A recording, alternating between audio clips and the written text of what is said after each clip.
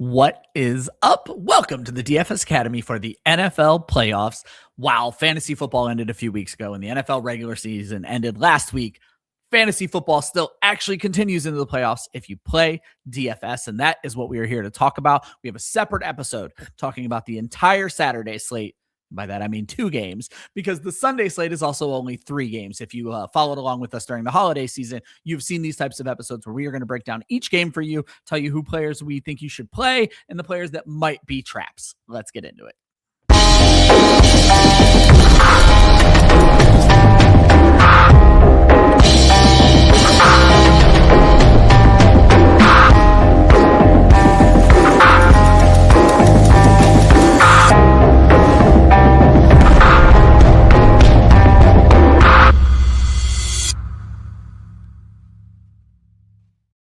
What is up? Welcome to the DFS Academy for the Sunday wildcard slate. I am your host, Ryan Weiss. With me, as always, Austin Amandoya. Long time no see, buddy, as we just recorded the Saturday episode. But we are breaking down these fantasy playoffs from a DFS standpoint for both slates, the Saturday and these 3 Sunday games.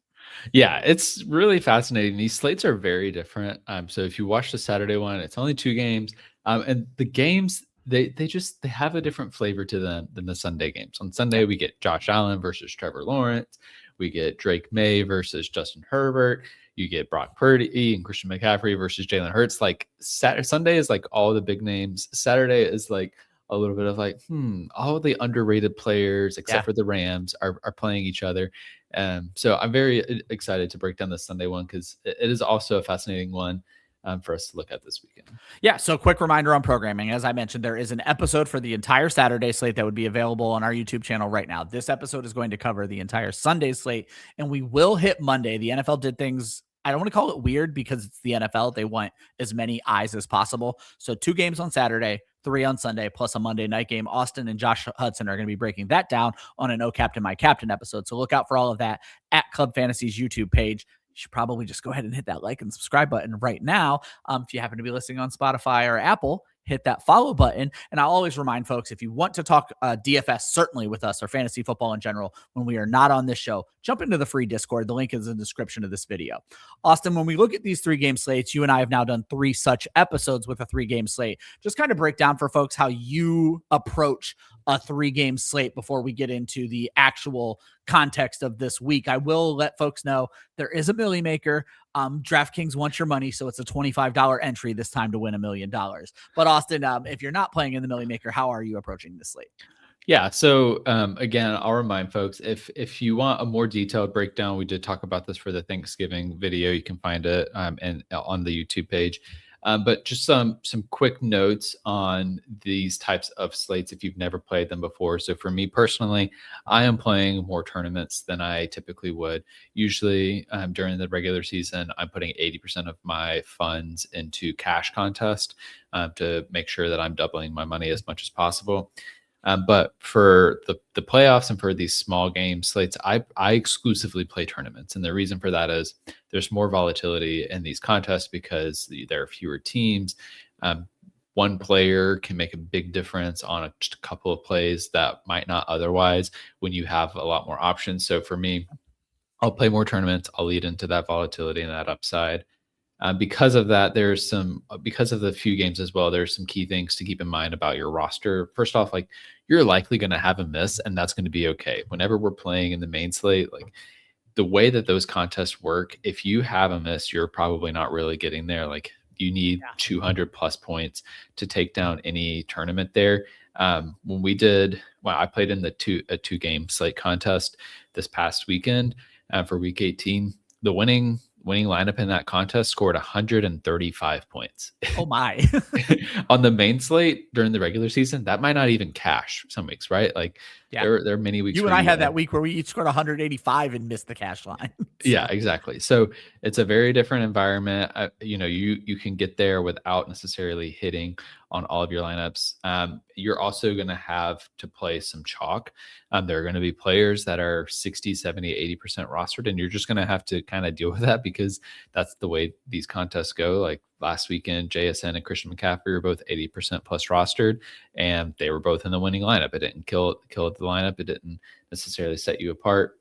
You want to onslaught stack some teams as a way to get different. You might play 5 or 6 players from the same team because that's an easy way to build your roster differently. Yeah. And then, of course, for me, I like to lean into more multi-entry contests this time of year, get 3 entries, maybe a 20 max entry if I have the bankroll for it, because it enables you to build several lineups around the same concept. So if I'm betting that the Philadelphia San Francisco game is going to be the one that goes overlooked on Sunday, I might attack that multiple different ways. And I want to be able to lean into multi-entry contests for that very reason. Yeah. I think every bit of that makes any sense. If this could be a little bit longer episode, I want to try to make sure we finish another hour. If you have nothing to add, let's jump into the slate. So no, let's get into it. All right. So 3 games on this slate. Starts off with Buffalo at Jacksonville. Buffalo, a road favorite, 1.5 favorite, 1.5 point favorite. Over under in this game, highest of the entire playoff weekend, 51.5. That is Buffalo implied at 26.5 points. Jacksonville at 25 points. That's going to be a fun game. San Francisco at Philadelphia. Philadelphia is the home favorite, 4.5 points. Over under 44.5, which is tied for the lowest on the slate, I believe, with Philadelphia at 24.5 and San Francisco at 20. And then finishing the slate up with the Chargers traveling to New England. New England 3.5 point favorite at home. Over under on this game, 46.5. New England 25 points implied total. Chargers 21.5. We kick the thing off with Buffalo and Jacksonville, and I'll just remind you of the over-under and implied total here. 51.5, each team implied to score more than 25 points, Austin. When we look at these quarterbacks, it's the best quarterback in fantasy of Josh Allen, who has not looked great recently. $7,000, most expensive quarterback on the slate. Trevor Lawrence, arguably the hottest quarterback in fantasy, only $6,100. It seems like Trevor Lawrence is the play, but it also seems like he may be the chalkiest human being on this entire slate. Yeah, I mean, I was looking at this game, and I think that it is probably going to be the most popular game because of the total line, because Josh Allen's involved, and because all of the players that have been hot on these teams.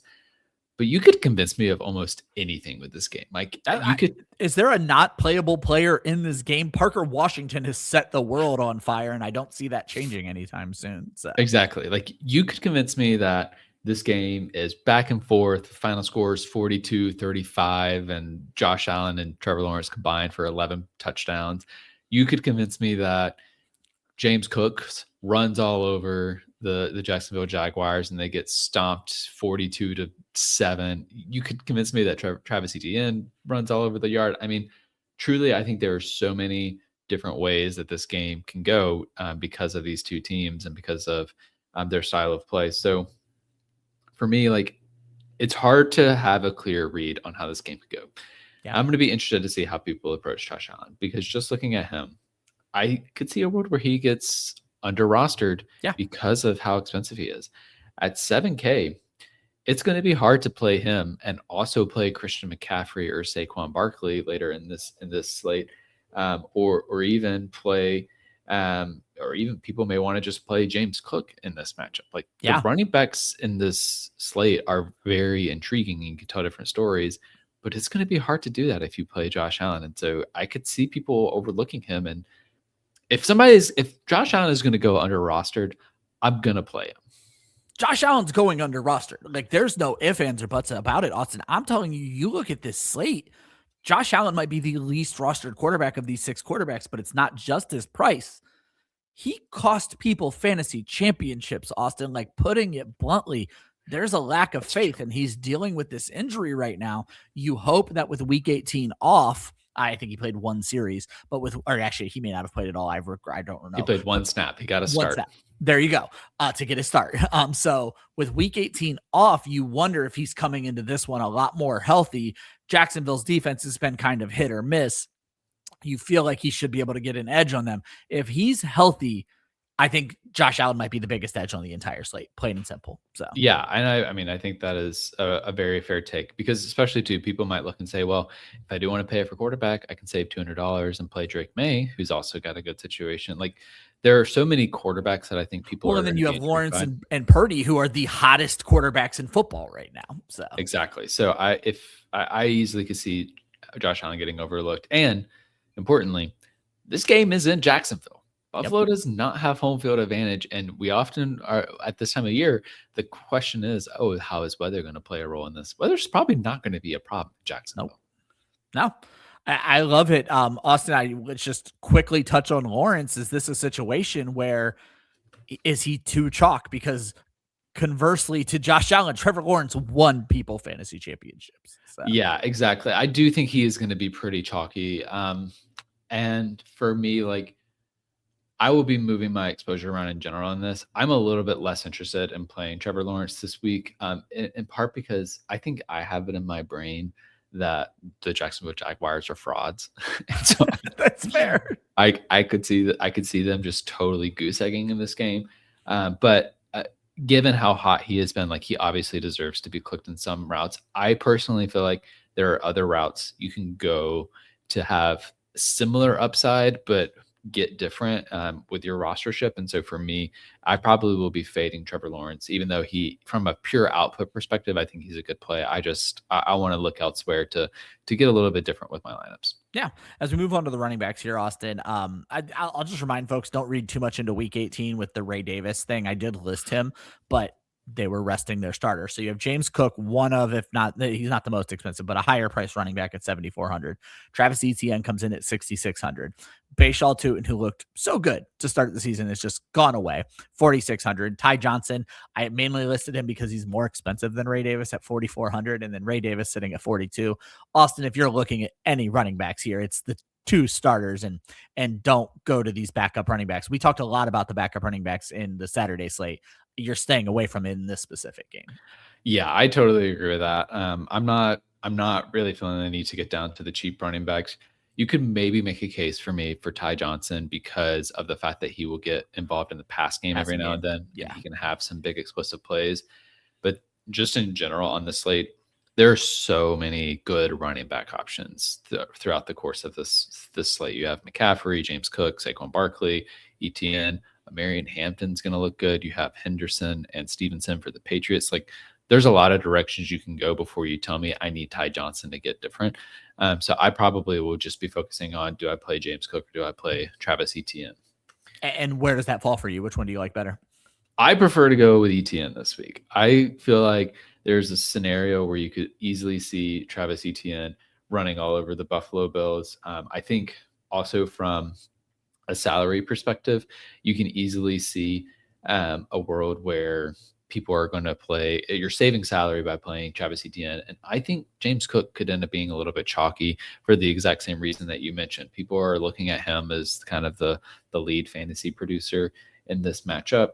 And so I feel like there's a tendency there where people could just lean into him. And by pivoting over to Travis Etienne, you're getting leverage on people that focused on Trevor Lawrence. You're getting leverage on people that focused on James Cook. And importantly, the thing that I find so interesting is I think people can look at Buffalo, and even people like you and me that say, like, that look at recent stats and think Buffalo's been pretty good against opposing running backs recently. And that is true. But they've also been very bad. They've also been very bad against good teams in particular. So they played the New York Jets last week, only allowed 69 rushing yards. Okay, it was the Jets in week 18. Yeah. They were able to shut down the Philadelphia Eagles, but that was a snow game and a windy game. So that was a unique situation. Yeah. And then against the Cleveland Browns and the New England Patriots, they gave up a combined 400 rushing yards in weeks 15 and 16. When you take the weird games out.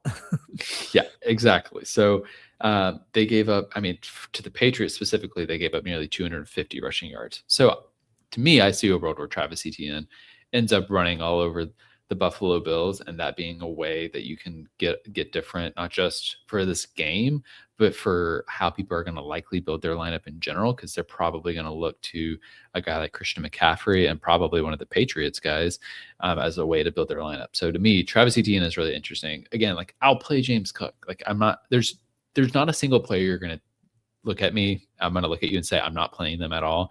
Yeah. Probably there might be one or two, but for the most part, some of the bench guys, yeah, but like for the most part, like there's no way I'm going to say like don't play them at all. But for me, I think Travis Etienne is the stronger play than James Cook. Yeah. Speaking of strong plays, Austin, this is a wide receiver show this episode or this game for us. I Jacoby Myers, we were long supporters of Jacoby Myers. You more than me because when Jacoby Myers was on the Raiders, you held on to your priors and kept playing him from last year, and it did not work out. But since he moved to Jacksonville, it did work out, though he's been usurped the last few weeks. So Jacoby Myers is the most expensive wide receiver in this game at 5,500. I just said that. 5,500 is the most expensive wide receiver in this game, which could be a pass heavy game. Parker Washington is now the second most expensive wide receiver at 5,000 because he is apparently Trevor Lawrence's favorite. Khalil Shakir, the number one wide receiver for the Bills, is only 4,800. Brian Thomas Jr., oh, how the mighty have fallen, only 4,700. And then Austin, it felt weird not talking about other pass catchers for the Bills. They brought in Brandon Cooks. He's done some things. He's 3,500, and Keon Coleman, who is playing his way out of Buffalo, at 3,200. Obviously, we love the Jacksonville side of this, and I'll let you talk about however you want to talk about it. But there is some intrigue to Khalil Shakir being $4,800 as a team's number one wide receiver.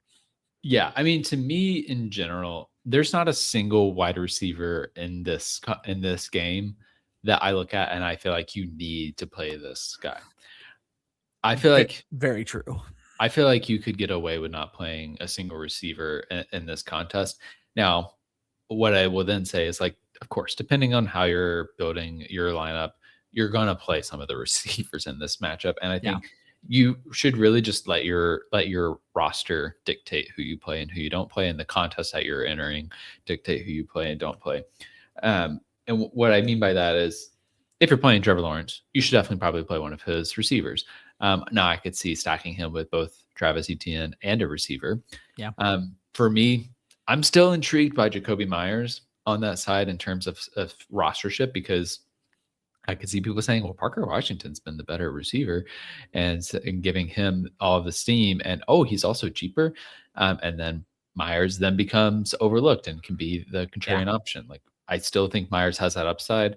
I think you could just go back to Parker Washington, says he does it again. And if you're playing multi-entry contests, like, you should have a lineup with Brian Thomas Jr. in it too. Like, he still has the potential. And to me, it would be the most fantasy football thing ever to happen for him to dud all of the regular season and then pop in the playoffs. So then all offseason we get to debate, well, was the playoffs the real thing or were the regular season the real thing? Like, that's just the way fantasy works sometimes.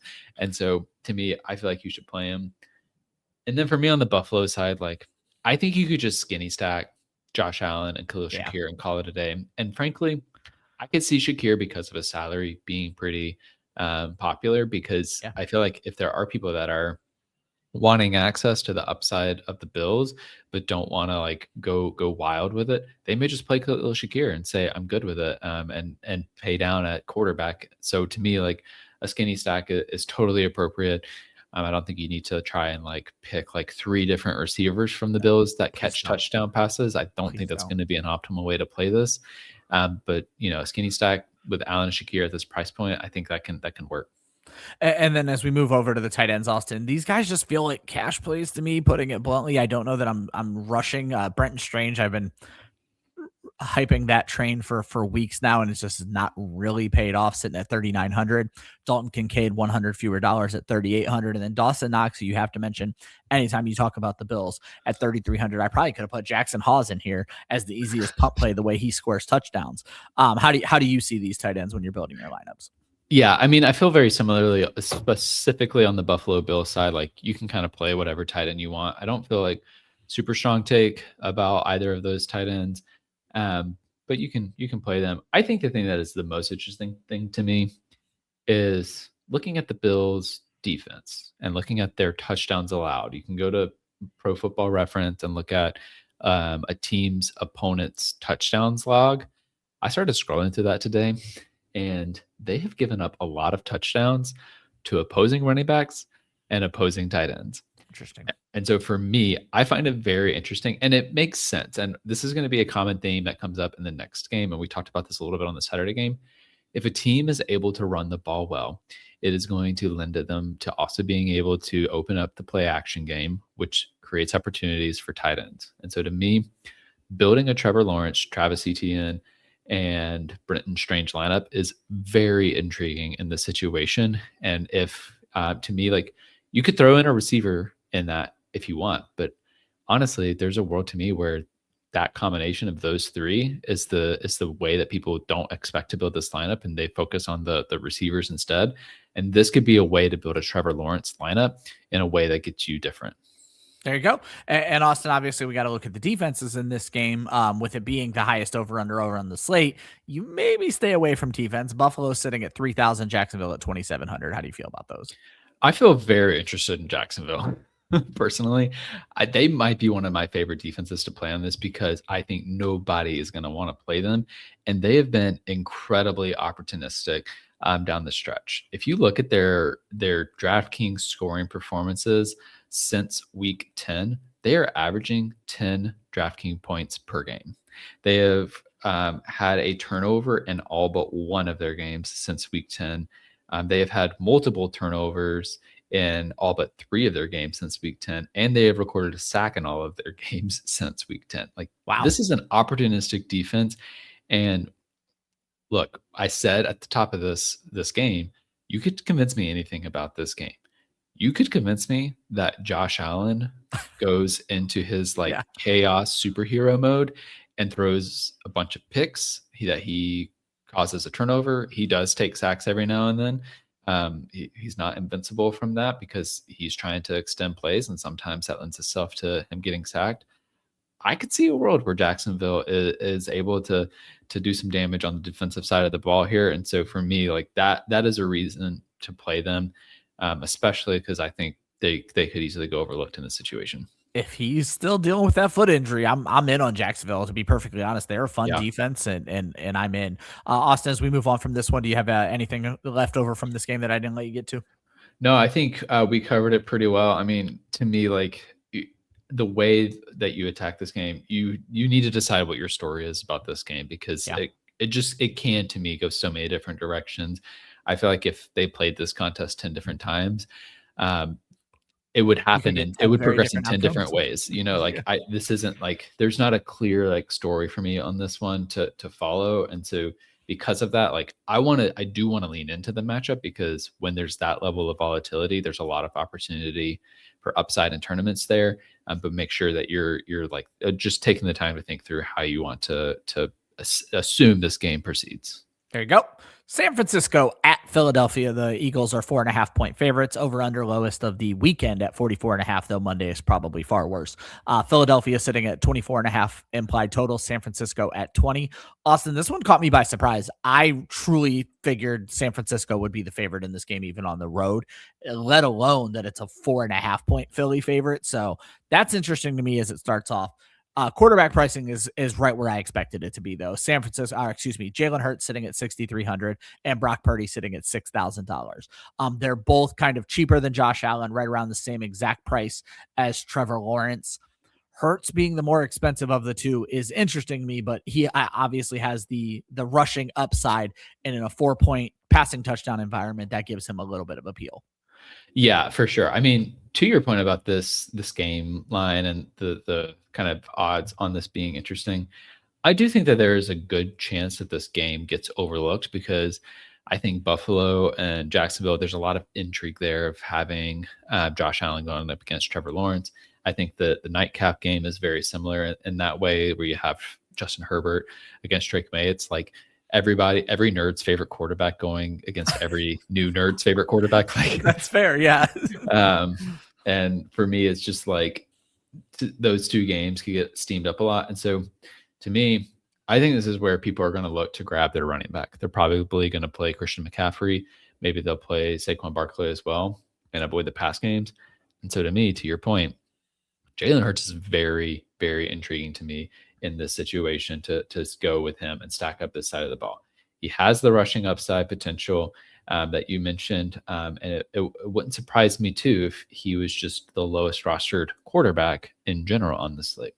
And for me, like, the narrative is the 49ers just got run all over by the Seattle Seahawks. We've also seen the Eagles struggle to run the ball at times. And so to me, like, there's an opportunity here to pivot onto those pass catchers and gain a lot of leverage on the field. Yep. Austin, I noticed that every time you don't have a note on a player. I ask you to talk about that player, and that's probably why the shows are running longer than I thought they would. But Brock Purdy, I noticed you don't have any notes on. Are we avoiding Purdy? Is he just not intriguing enough for you? Eagles defense, say what you will, has been pretty damn good as of late. So Yeah, I just don't have much to say about Purdy. Like, yeah. I feel like, yes, he's been really hot. I could see him being really good in the slate, but what I've focused on is like, who do I think are the strong plays that aren't as obvious? And to me, Purdy, like, yeah, you could play a lineup with him. I feel like a little bit to your point about the 49ers not being favored in this game. First off, it's on the road for them. Second off, they've been super banged up. I mean, Trent Williams missed week 18. Hopefully he's back. That might change things if Trent Williams is active. It can help things out a lot. I mean, their third string left tackle is not it. Like, respectfully, like, he's not Trent Williams. That's a high bar. Surprise. And so for me, it's like there's a lot of downside to the 49ers. They really needed that bye week, and not getting that time to rest and get healthy, I think, is going to cause some challenges for them. And so I'm just more compelled by the Philadelphia Eagles side of it. And also, I don't know, I feel like, to me, from a fantasy analyst mindset, the Philadelphia Eagles have felt like a team that we don't like this week, that fantasy players are probably going to think, oh, Eagles have not been that good this year because they have not performed from a fantasy perspective. Yeah, right away I called out the spread. Like, I'm a part of that. So yeah. But I kept hearing over the past week or two a lot of football guys being like, oh, I low-key like the Eagles to make a run. They have some things that I like about them that I could see them making a run in the playoffs. And so I'm intrigued about seeing. I mean, we've seen it before with the Eagles too, where they're kind of meh in the regular season, but then they turn it on in the playoffs and make it to a Super Bowl. And you're like, how the heck did they get there? Yeah. And suddenly, like, they look like the best team in football. So to me, I'm kind of leaning into that narrative this week. So I know if you're playing playoff best ball, like, I like playing some Philadelphia Eagles in those contests as well, because for that very reason. So that's why I don't have Brock Purdy really as a focus point this week, but I could see a lineup built around him. There are weeks where I'm like, with the 49ers, I'm like, play Purdy, play McCaffrey, play Kittle, play Pearsall, like, just stack them up on slot the 49ers. This isn't one of those situations, because I think the Philadelphia Eagles defense is good enough that they're going to make it tough for the 49ers. And I think the way that you can look at this game as a way to get different on other lineups is to focus on the Philadelphia pass game. I don't know how much we need to talk about these two running backs, Austin. This is the only slate where I did not list any backup running backs because they don't matter. Christian McCaffrey's at 8,500. Saquon Barkley's at 7,000. The long and short of it is, in my opinion, what story are you telling yourself and who can you afford? Yeah, exactly. And it's also, to me, how are you building the rest of your lineup? So maybe you decided that your way of getting different was to play, to stack up the Los Angeles Chargers. We're going to talk about that game in a second. Yeah. Maybe that's what you're saying. And so you want some chalk early on, and you want to play either Christian McCaffrey or Saquon Barkley as your running back spot. Because the thing is, while I'm saying there's a good chance to pivot on to the pass game, the 49ers run defense was awful last week. They were giving up chunk plays left and right to Kenneth Walker and Zach Charbonnet. Saquon Barkley can do that. Now, I do think their run offense has been worse this year, but we know Saquon Barkley can turn it on and run for 200 yards. So to me, like, if you want to play these running backs, I totally get it. And I think it's just what you're doing at that point is you're putting yourself into a little bit of a bind where you need to think about ways to get different in that first and third game. Yeah, it almost feels like if you're choosing to play the running backs, you're choosing to focus on the other two games, sort of thing. So yeah, I think that's true. That is true. And I will say we'll get to this. Do I have this note in here? I think we'll get to this in a second. We'll get to this in a second. But I think there's a way to play the running backs in a way that does still enable you to get a little bit different. And we can talk about that when we get to the tight ends. Yeah, I'd say, well, you mentioned pivoting to the pass catchers. We'll start with the wide receivers. And again, Austin, I got real skinny here because these two passing trees are very thin. So you have AJ Brown, $6,900, a swift drop to Devonta Smith down at $5,900, continuing to plummet to Juwan Jennings at $5,600. Great value there. And then, Austin, we can't ignore that Ricky Pearsall finally started to show up, $5,100. These are the four we're talking about. It's just, again, how are you telling the story? Exactly. And for me, it's really hard for me to just have a clear take on a specific receiver in this situation because honestly, any single one of them can get there. And to me, this just lends itself again to those multi-entry contests. Like you could tell me that AJ Brown gets there and has the pop week, or Devonta Smith. I think probably the receiver I am least enthusiastic about of these four is Jawan Jennings, because I feel like Ricky Pearsall, to me, when he has played, he's looked really good. He clearly has some really good upside, and I've been kind of waiting for him to break out. The other thing is the cornerbacks or the secondary in general for the Eagles is pretty tough. They have two stellar defensive backs that have made it really tough on opposing receivers. I feel like that probably impacts Jennings slightly more than it does Pearsall, and so I'm intrigued by looking towards Pearsall, especially because Pearsall might go under rostered in this situation. Yeah. But to me, like I'm looking at this as I'm gonna have multiple entries. I'm gonna see who fits best in my lineup between. If I'm stacking with Hurts, I'm gonna see who fits in my lineup best between AJ Brown and Devonta Smith, and kind of use the rest of my roster to dictate how I built that. Yeah, most expensive tight end in this slate is obviously George Kittle. When isn't he? 6,200. Austin, I had to do some finesse here with the Eagles tight ends because Dallas Goedert, 4,200, questionable. Dallas Goedert's backup, Grant Calcaterra, 2,600, questionable. So we go all the way down to Kylan Granson, who was supposed to be a guy for the Colts back in the day. He's now the third stringer for the Eagles. Goddard, I read, was not rested last week. He was legitimately out, and that creates a problem for this week. And now if the backups also hurt, Granson at 2,500, obviously the pump play of all pump plays. I think what we really need to focus on here is, are you finding room for Kittle, and are you trusting Dallas Goedert on a questionable tag? Yeah, I mean, I think you definitely can play Kittle. The thing is, he's probably going to be the most expensive tight end on this context just because of how good he is. But for me, I do trust Dallas Goedert if he is active. While he was ruled out for injury, they probably would have rested him anyways. He did play in week 17, so he is at least he's still been active, and he is coming off a little extra rest. The reason though that I'm interested in him is the thing that I alluded to earlier, and this is what really got me on looking at the running back tight end stack, was looking at these two. I went through some of the game logs with Saquon Barkley and really with the Philadelphia Eagles running the ball well and getting a lot of rushing yards, and Dallas Goedert. And it's incredible. There's a lot of correlation there. There's a lot of correlation between Saquon Barkley and Dallas Goedert. So if you are playing this where you think Saquon Barkley is going to run the ball really well and he's the chalk running back you need, I think you should go ahead and play Dallas Goedert as well, because I think he goes overlooked in that situation because people think, oh, just play Saquon Barkley and get out, and I'll play Oronde Gadsden or Dalton Kincaid and focus on that. But for me, Dallas Goedert has the opportunity because, again, tight ends, when they're playing the run and getting that play action, he can go up, look like he's playing the run, and then spring open for a big chunk gain. He can score touchdowns easily that way. So if Goedert is healthy, I'm happy to go that route. If he is out, I'm a little bit like, it depends on Grant Calcaterra. Calcaterra found the end zone last week. So it's clear the Eagles offense uses their tight end inside the red zone. Yes. But then again, like I said, now he has the questionable tag, and Austin, putting it bluntly, I'm not playing backups with a questionable tag. So. Yeah, that is very fair. And so for me, like, I will probably be willing to play the Philadelphia's tight end no matter who it is. If it's Kylan Granson, I'll be more likely to play him in larger field contests. That makes sense. And look elsewhere for those small fields. But I feel pretty comfortable with the tight end regardless.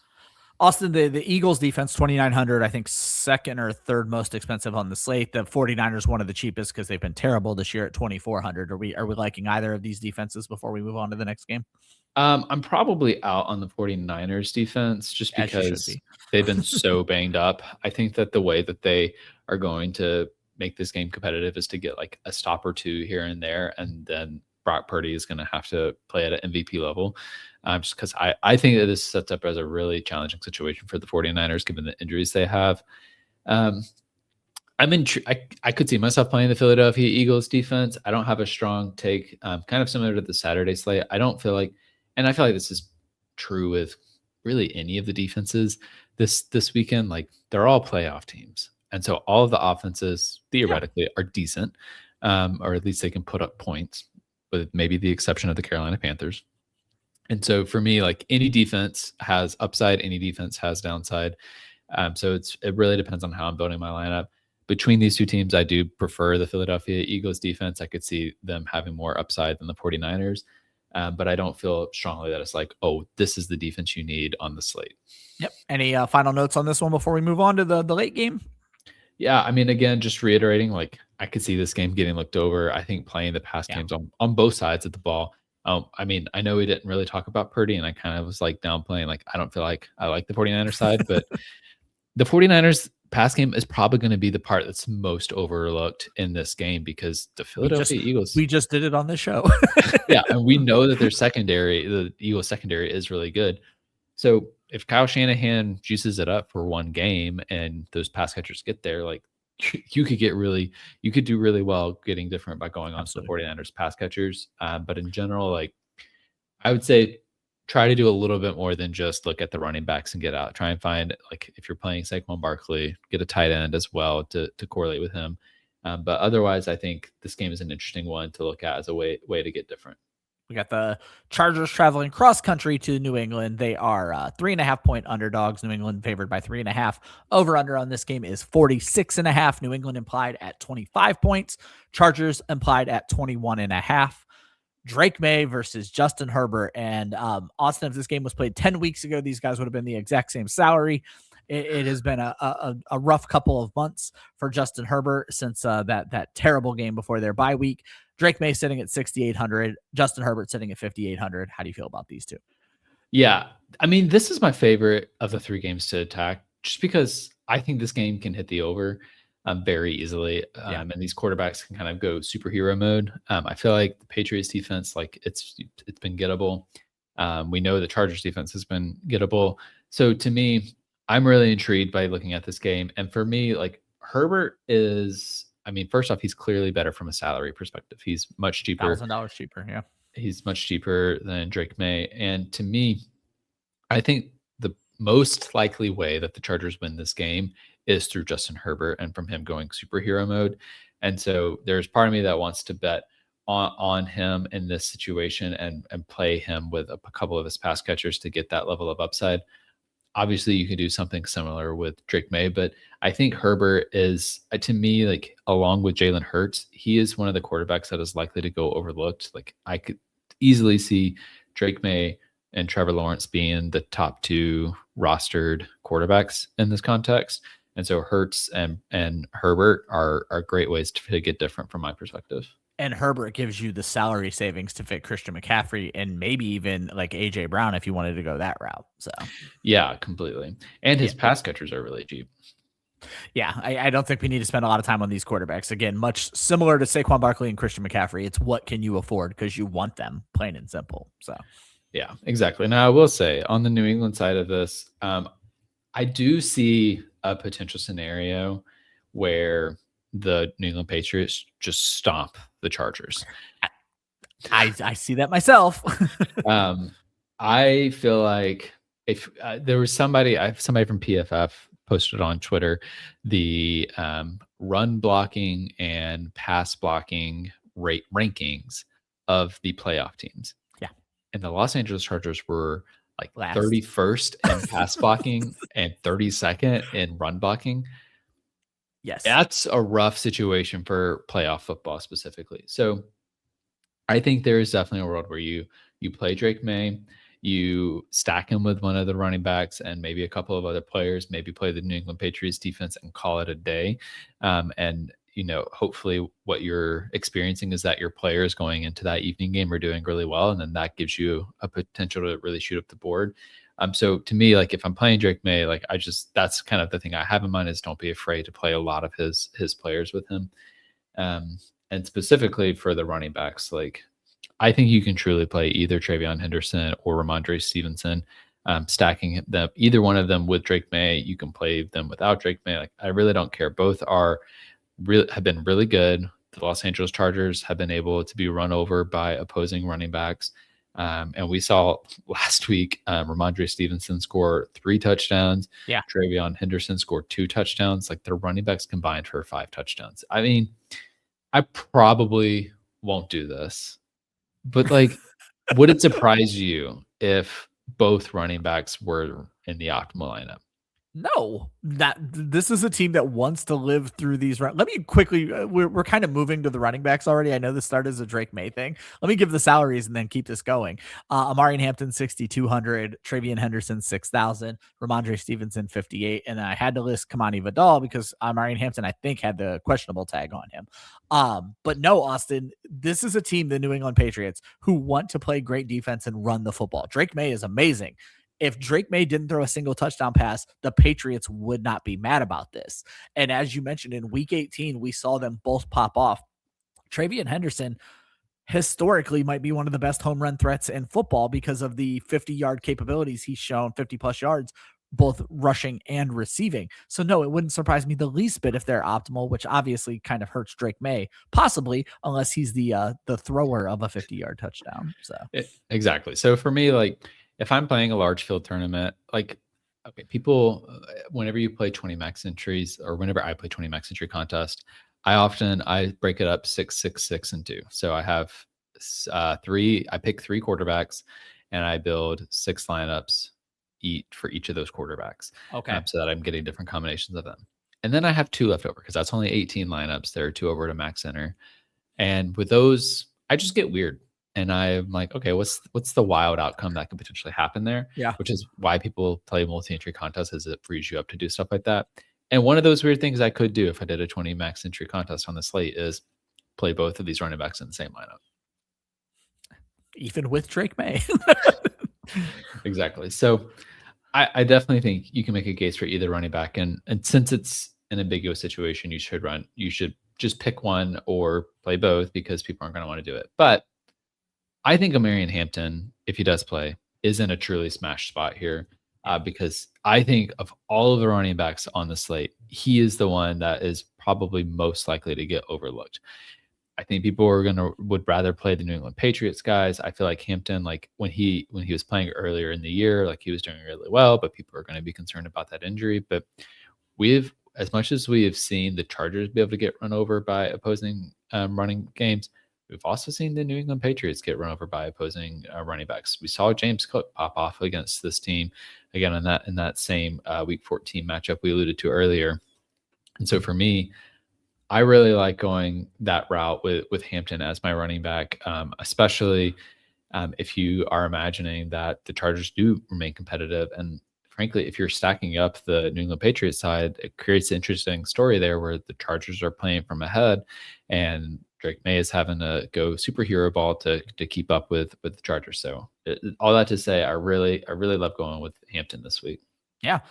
Again, the names on these running backs, and God, these rookie running backs this season are just something else. It'd certainly make them worthy of play, but you do kind of have to get weird because you're talking about stacking a quarterback with his running back. But at the very least, maybe you don't get weird. Maybe it's playing one running back against the opposing quarterback, a very common strategy in DFS. So yeah, no, I totally feel that. When we look at the pass catchers, Austin, talk about a weird, disappointing group because they just have been so inconsistent this season. Stephon Diggs is the highest priced at 6,300. Ladd McConkey at 57, Quentin Johnston at 52. Kashon Boutte should be back this week. He's all the way down. We're talking $1,000 drop to 4,300.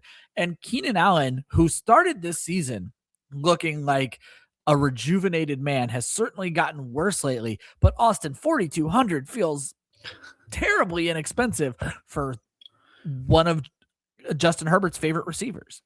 Yeah, I mean, this is also part of why I'm so intrigued by playing Justin Herbert as my quarterback and stacking him up. Is his pass catchers are cheap, and I think people are going to be afraid to play a lot of them. Like it's been so volatile between really 4 of the receivers for the Chargers and who gets it. If you add Trey Harris in there, we know Quentin Johnston, like, he can have those pop games, but he can dud. Ladd McConkey, he seemed like a target hog last year. Hasn't been the case this year. And then to your point, Keenan Allen, he's kind of faded towards the back half of the season. So to me, I'm looking at this and I'm saying, if the Chargers are forcing Justin Herbert to be the superhero in the situation, it's going to benefit the pass catchers. And so I want to stack it up different ways. And I really don't care who it is. Like I'll play Keenan Allen. I'll play Trey Harris. I'll play all four of these receivers in different combinations. Again, especially if you're max entering those multi-entry contests, because I truly like any of these guys can get there. And I think they will all kind of go low rostered because you can't really trust any one of them. Yeah, what I think is interesting is Quentin Johnston has come back to life over the last few weeks, but now he's likely to see Christian Gonzalez all or most of this game. And Christian Gonzalez does a great job at clamping down wide receivers who have a game similar to Quentin Johnston. So now you have to pivot back to trusting Ladd McConkey or Keenan Allen, and the trust just hasn't been there. So. Yeah, no, I totally feel that. And so again, because of that, I'm willing to just go with different combinations and hope one of them is right. For the New England Patriots side, I think for the receivers, I'm actually most interested in Kashon Boutte because he was one of Drake May's favorite targets throughout the course of the season. And it was good to see him be able to play in week 18. So this isn't his first game back into regular action. And so for me, I think I like to go that direction. I feel like, again, it's a similar thing here. You can probably stack Drake May with different combinations of his receivers, like Demario Douglas, I think is a fine option to go at. But for me, if I'm leaning into the New England Patriots side, I'm probably relying more on the running backs and the tight ends and maybe picking just one receiver to stack with. Yeah, it's been such a long time as we move on to the tight ends. It's a Hunter Henry revenge game, folks. Let's not forget that. Hunter Henry sitting at 4,500. Oronde Gadsden, who once again, much like Keenan Allen, started the season so hot and I guess didn't really start, but middle of the season and then quieted down mainly because I think they had to use him to run block more recently. But anyway, Henry sitting at 4,500, Gadsden at 3,400. Austin, you mentioned you may be avoiding wide receiver, pivoting to tight end. How do we feel about these two? Yeah, I mean, I think first off, we can start with Gadsden because I've talked a lot about stacking up the Los Angeles Chargers side of that. For me, playing Oronde Gadsden is a really nice way to double stack Justin Herbert because I do feel like he will play a fairly meaningful role in this. And he actually, of the two tight end rooms in the situation, has the slightly better matchup. The New England Patriots have averaged just below 13 points per game to the tight end position since week 14. When you compare that to the Chargers have only allowed 10 points per game. So it's not that big of a gap, but the edge does go a little bit to the Chargers tight ends having a better situation. So I like going that route. And especially because we've seen him get a ton of volume at times throughout the course of the year. I think that's kind of one of the biggest things that stands out to me. We've seen him hit 8-9 target games. So if they get back to that, I think that's really, really compelling. Yeah, and with Hunter Henry, he's just a favorite of Drake May's, Austin, but there doesn't appear to be much upside. And as you mentioned, the Chargers tough against tight ends with the safeties they have there. It just makes things a little bit harder. If you're looking for volume, again, I've been saying this a lot. We talk a lot about this show during the tournament aspect, but Henry feels like the easiest cash play. Yeah, I think that is true, that Henry would be a really good cash play. For tournaments, I mean, it's tough because I feel like there are other tight end plays that are stronger on the slate, but to me, I could see a world in which you play either Hunter Henry or even, frankly, Austin Hooper as contrarian picks, especially if you're stacking up the Patriots side. I feel like we almost saw Austin Hooper score a touchdown in place of Hunter Henry last week, which was going to be really annoying. But we have seen Hooper get the touchdowns at times throughout the year. But to me, the issue is that because of the other tight ends on the slate, it's going to be very easy for Austin Hooper to get overlooked because you have somebody like George Kittle who could pop for 20 points and he's going to just bury any kind of like punt play that you have. So good point. I don't know that I'm feeling strongly about leaning into these tight ends, but to me, like we know that New England Patriots will use their tight ends. And so I feel like you could lean into Hunter Henry and say he gets you 10, 15 points and that's a solid performance and worry about your lineup elsewhere. And then wrapping this game and this slate up with these fantasy defenses, New England sitting at 3,200, which I think makes them the most expensive on the slate. Yes, New England 3,200, most expensive on the slate. Chargers at 2,200, certainly one if not the lowest defense on the slate. How do you feel about these two, Austin?